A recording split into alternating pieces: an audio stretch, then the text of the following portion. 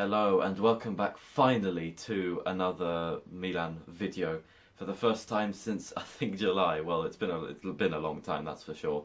About 2 months. Well, the simple reason for why I haven't uploaded in this long is the holidays. I went away from like late July to the end of August basically. It was a beautiful holiday, I enjoyed it a lot, but it meant that I couldn't record any videos. And after I came back, I've since returned to school, so, I've been doing schoolwork and all that, and I've been busy, so that's why I haven't put out any videos between July and now. Although, even though I will be obviously working on different things in my life, I'll try and put out as many videos as I can, at least one a week, Milan Monday, which is what I'm recording today, on a Tuesday, because that makes sense. Anyway, in terms of other videos I wanted to put out, I did want to put out a Serie A predictions video, so where each team would be placed for this season, where I think, but it just took too long to put out for some reason. I filmed everything, but even though there really isn't much editing to go into it, I just didn't really have the motivation to put it out, and I wasn't pleased with how the video came out. So in the end, I've decided not to publish it. Although I do still have the list of predictions saved on my phone, so just at the end of the season I'll review that and make that a video. So anyway, let's finally get in to the first Milan Monday episode in 2 months. Now, today obviously we're going to be talking about the main event of Milan's week, and that was the defeat against Napoli. Our first defeat of the season, the first defeat in Serie A since January, which was frankly a very good run, but it was a crap way to have it come to an end. And this is going to be the only thing I talk about this video, because there is a lot to talk about after all. First of all, the game itself, because after a lackluster first half where we wasted numerous chances, they took the lead from a penalty. I mean, the penalty incident itself, it's not debatable at all. It was definitely a penalty. But the fact that Maignan didn't save that penalty from Politano was very disappointing. It's just one that he should save, but it squirmed under his sort of midriff, or that area of his body. It was painful to watch, frankly. But we did equalise. We responded well. We did equalise with Olivier Giroud. However, the second goal from Napoli, which won the game in the end, really annoyed me. It was a simple cross-in from Mario Rui, who wasn't closed down effectively enough. And the header from Diego Simeone's son, which was a good header, but he was completely free. And there was total disorganisation in the box. And the main talking point of this episode is going to be our defence, because, let's be honest, it's not been shocking, it's not been good, it's been bad, let's just say. It's been bad, our defence this season, compared to last season especially, because last season we weren't clinical, let's just say. We were scoring about like 1 or 2 goals a game, normally. We weren't a ruthless team. We were wasting numerous chances. That's just, we're not quite a top team yet, so you've got to expect that. But our saving grace last season, which won us the title, was our defence, because along with the heroic Mike Maignan, we conceded like 9 goals in the second half of last season, which was frankly ridiculous considering we played 18 games. So that was a goal conceded every 2 games roughly, I think. So to have our defence go from that to what it is now, which is a total disorganised mess. I have no faith in it every time the opponent attacks. Calabria especially often looks vulnerable against skillful players like Kvaratskhelia. There we go, I got it right. And our centre-back pairing last season of Tomori and Kalulu, that looked so solid, but now it's starting to show its cracks. So we're not only seeing individual mistakes like we saw against Kalulu, when he played Salzburg, Boateng-esque failure to tackle Okafor, who scored. We got defensive mistakes like that. We saw another one from Tomori against Zagreb getting pulled out of position, and again in the derby.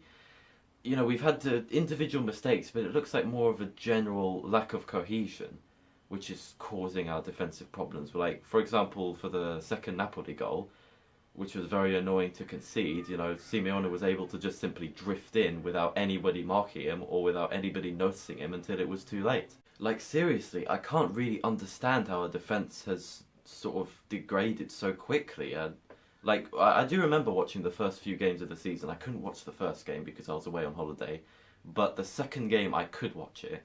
And I remember thinking back then that our defense was shaky. It wasn't, it wasn't solid. Atalanta we played, they were playing well and they were able to exploit our weaknesses a couple of times, including the goal they scored, which was poor marking, poor defending, poor awareness, poor everything basically.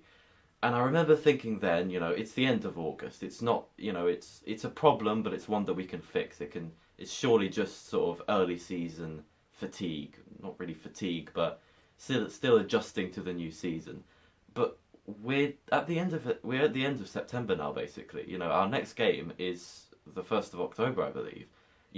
We've played nearly 10 games this season already. We shouldn't be having these defensive issues if we were so solid last term. So what has happened to degrade our defence this much? Now, in terms of individual errors, there's not really much I can do to explain them. They are, after all, individual, personal to the player. So whether that's Tomori getting dragged out of position, that can be explained by, the fact that he's still a young defender, he's still inexperienced. The same with Kalulu, by the way. But in terms of the disorganisation or the fact that the opposition can seemingly attack us with more success, that, I think, it's a variety of factors. First of all, after all, we won the league last season. We are the team to beat this season. And so maybe it's simply the fact that other teams are, not only trying harder to break us down and score, but also that they are, they are sort of more knowledgeable as to how to break us down. They've watched our games, I guess, and they look at our weaknesses and exploit them better. So maybe it's just the fact that the opposition has got better against us because, after all, we are more established now. We are the Scudetto holders. But I don't think that explains it fully. It can't just be the fact that the opposition is better. I mean, it might be, but we have seen a considerable decline in how we defend this season so far this season. And so I'm thinking it's maybe more to do with the midfield in front, and specifically the fact that we've lost Kessie. Now, the fact, the Kessie's departure to Barcelona, it's one that really shouldn't have happened in my opinion. Now, the first two instances of a player leaving on a free from us were Donnarumma and Chalamerda. And Donnarumma was just, I guess, the fact that he just didn't want to stay. He still had respect for Milan because he turned down approaches from Inter and Juventus. So he didn't want to stay in Italy and potentially play against Milan and whatnot. So he had respect for Milan, but he just didn't have the desire to play for Milan anymore, which I couldn't understand. He was given the chance at 16 years old, built into this sort of a generational talent basically at Milan, his boyhood club that he came, that was the academy he came through, and so to suddenly leave before our first Champions League season in 7 years was very confusing to say the least, and that's why it's earned him a lot of stick from Milan fans. Chalamerda went to Inter, that's enough said. But with Kessie, that I think was purely a financial problem, because I remember with a year left on his contract, at the end of in the summer of 2021, he gave an interview at the Olympics or something, where he said that he wanted to stay at Milan basically, and that he will stay at Milan. I'm not sure if he said he will, but he certainly said he wanted to. And so I don't think it wasn't like the other two where his desire to stay at Milan was clearly not there. He did want to stay at Milan. And I think even though he had a worse season than the last season, which was the last season that he played, he was good, especially in the final games where we needed him most. And so he was a big loss. However you frame it, losing Kessie should not have been a sort of option that we were wanting to take. Losing a player that good, there's no way of putting it, is a big loss. And it's not even like we got money out of a transfer fee. We let him go for free, just because we didn't want to give him that extra 2 million a year or whatever he wanted, which, in my opinion, he deserved, frankly. And I think we're feeling the pain of that decision now, because in front of the defence, we obviously have in our formation a defensive midfield pairing of now Tonali and Bennacer. Before it probably would have been Kessie and Tonali. And losing Kessie, losing that physical presence, losing that experience as well in the middle, I think has impacted on the defence a lot, because there's no longer the security of Kessie cleaning things up before it reaches the last line of defence before the goalkeeper.